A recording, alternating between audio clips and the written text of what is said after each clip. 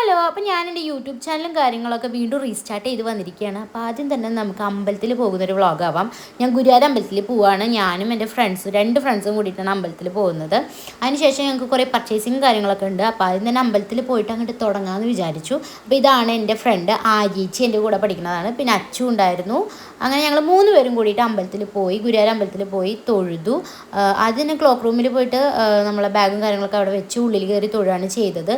അതിനുശേഷം കുറേ ഫോട്ടോസും വീഡിയോസൊക്കെ എടുത്തു. അങ്ങനെ അങ്ങ് അവിടെ ഇവിടെയൊക്കെ ആയിട്ട് നടന്നു. കാരണം ഞങ്ങൾക്ക് ഊണ് കഴിക്കാനുണ്ടായിരുന്നു. ഊണ് കഴിക്കുന്ന സമയം വരെ വെറുതെ നിൽക്കണ്ടല്ലോ എന്ന് വിചാരിച്ച് അവിടെ ഇവിടെയൊക്കെ നടന്ന് ഇങ്ങനെ ചുറ്റിക്കറങ്ങി കുറേ നേരം അവിടെ സ്പെൻഡ് ചെയ്തു.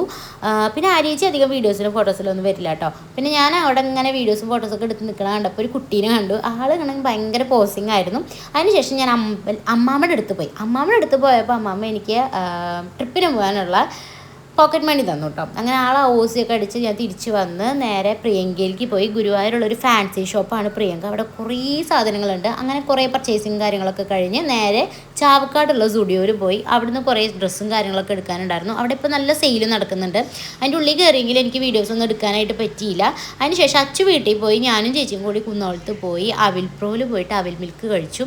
അവിടുത്തെ അവിൽ മിൽക്ക് ഭയങ്കര ടേസ്റ്റാണ്, മാത്രമല്ല ഭയങ്കര അഫോർഡബിളാണ്. സോ ഞങ്ങളതൊക്കെ കഴിച്ച് നേരെ തിരിച്ച് വീട്ടിൽ പോയി. ഇതെൻ്റെ വേറൊരു ഫ്രണ്ടാണ് കേട്ടോ.